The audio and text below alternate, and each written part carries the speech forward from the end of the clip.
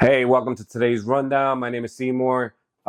In this, we're going to talk about Diddy. So Diddy has filed for another mistrial. This is his third attempt at a mistrial. Before the trial actually began, he had filed 3 times for bail, which were all denied. And you know how I feel about that if you've seen any of my videos in the past. Because he was denied bail. I think he gave a pretty hefty bail package, meaning that's the package they present to the courts, saying this is what I'm willing to put up, what I am available to put up, or people that are also offering to help me out, they'll put up their house as collateral. If I take off, you can take their house. So he put up a pretty big, hefty bail package, and it was denied multiple times. But now he has filed a mistrial. He's filed for mistrial. This is his third attempt. And he is saying that one person that was testifying for the prosecution, who was caught blatantly lying, the time frames were completely off. She said the Jane Doe, because we don't have a name for this woman. We have several witnesses for the prosecution who their identity has been kept secret because fear for their life or whatever. That they request that. So they were given that because they said, hey, to testify, I need to be protected. My name can't be out there. So one of the people testifying, a woman, she said, that's all we know is that it's a woman. She said that at one occasion she was threatened by Diddy and that she was hung on a balcony in a hotel. Now, when they maneuvered their way around it, talking to her, and they basically gave her no out. They ramped up to it perfectly and said, hey, so you said that he did this on this day. And she testified yes. And then it turns out Diddy was nowhere. He wasn't even in the same city. He wasn't in the same state when it happened. So he was at a public event multiple states away. And people, they're witnesses to that effect, of course. And she got caught lying. So Diddy filed for a mistrial saying, hey, the prosecution should have known that she was lying. And they put her up there, and the jury already heard her testimony. Even if she was caught in a lie, they heard the heinous things that she said about me leading up to that question. So just because they asked her that one question, it was a lie, we still can't tell the jury, hey, don't listen to everything else she said. They already heard it. So you already, prejudiced me to the witness, to the jury. And now the jury has heard all these things about me. Even if they caught her in a lie, he wants it all thrown out. He feels like it's not a fair trial, and he should either get a new trial. They should drop the charges, because when you declare mistrial, then there's the prosecution has the right to refile sometimes, unless it's is the mistrial is given without prejudice. Or with prejudice, where then they can't refile. Okay, so that has been denied. Now, I know there's a big ramp up to that, and the reason why I ramped up to it is because you have to look at the totality of this case. So you have to think to yourself, is this a RICO case?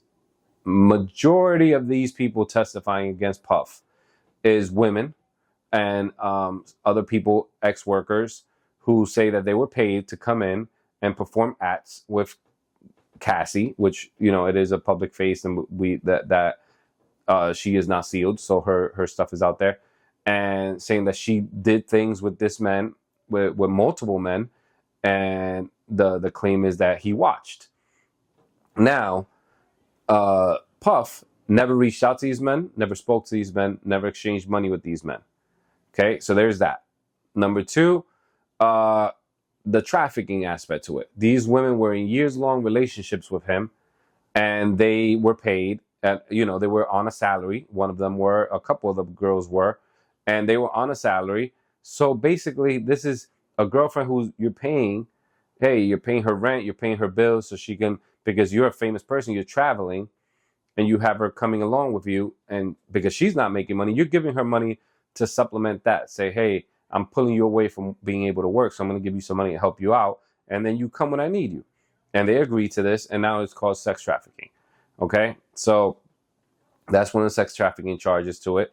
And then the RICO. Now they're saying that he pulled out at one occasion, has been proven, where he pulled out from a company account, used some money, and then put money back, and then and then he used it they're saying it's alleged that he used the money to pay, to give it to Cassie, to pay it to Cassie, or pay it to one of the girls.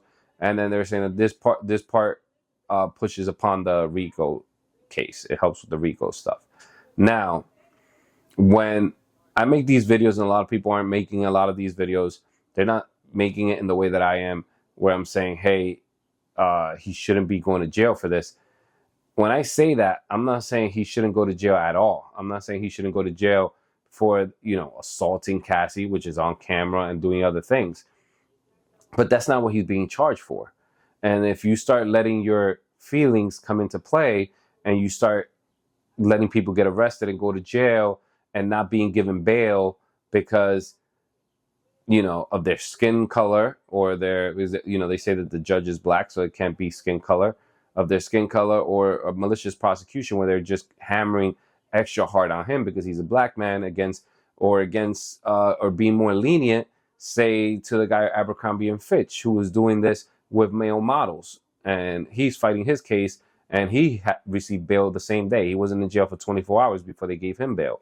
But Puff was in jail for months at a time, raided his house with a huge police force, SWAT force, and for what? To find baby oil, where they're claiming that they found 1,000 bottles of baby oil. And when you look at the court records, it was about 30.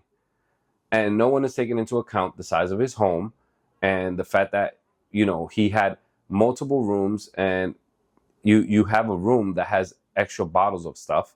So let's say you have a 10-bedroom house, and you have baby oil in each room, or you have it in each bathroom, because the 10-bedroom house has 12 to 13 bathrooms, and you have a maid's room, and it was spread out like that.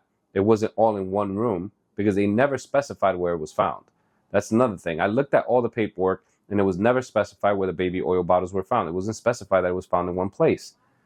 And I'm not saying that it wasn't used for sexual activity. It's been admitted that he's used it for sexual activity in the past with Cassie. He's used that. So I'm not saying it wasn't used, but I'm saying is that they're amping it up, and he's getting all this push saying 1,000 bottles of this, and that he blew up a car when the car was on fire in one side of the car. The whole car wasn't engulfed in flames. It was just a seat. And then there was no proof at all that Puff was even there when the car was set on fire. So there's no proof that he did anything.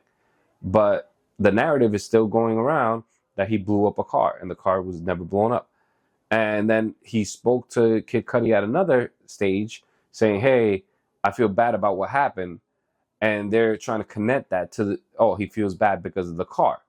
It could have been he felt bad because Kid Cudi was dating Cassie, and Puffy was mad about it. He was talking crazy about Kid Cudi because he was dating Cassie. He was jealous. It could have just been that. It didn't have anything to do with the car. There's no proof of anything. And if you start letting the prosecution put things out, and then you don't question it, then they can pick you up and say, hey, we're picking you up for this. We're picking you up for this small crime. Maybe you're dealing or something. And then they can't get you on that. So what they do is they say, oh, he downloaded or he viewed an illegal movie once, and that's a federal crime. So let's put some Fed charges on him, and then deny him bail, saying that he's been streaming a lot of illegal stuff, and it's $250,000 per crime, per time that you do it. And they just start tacking on a whole bunch of other things to make it harder for you. And I understand that the prosecution wants to get you, so they're going to do everything that's available to them, but you still have to charge the person accordingly. You can't charge a person with a RICO thing that's used for the mob to charge it to one person. And then you grab everyone that works for him and say, we're going to charge you with something, allegedly. We're going to charge you with something if you don't play ball and you don't come testify. Because two of the girls that testified, they were hiding. They didn't want to testify, and then magically somebody got to them, and now they're testifying, and they're hiding their identity. But we clearly know who they are. There's rumors, alleged, that one of them is a famous rapper's child's mother, who is circulating on Instagram, and then the other person lives in California, and we pretty much know who that person is based on the questions asked and the timeline, and people speculating online as well. And then there's a third woman, and two of the women did not want to testify at all. One of the women that's hidden from us, that we don't know who it is, she's still receiving monthly payments, because she says that when they made that agreement that he was going to be with her, that she was going to be with him, he was going to pay her $10,000 a month for 2 years. And now that's $10,000 a month is almost up. So, and let's see, that's all she does. She says she posts on social media and she gets $10,000 a month from Diddy. And now it's almost over.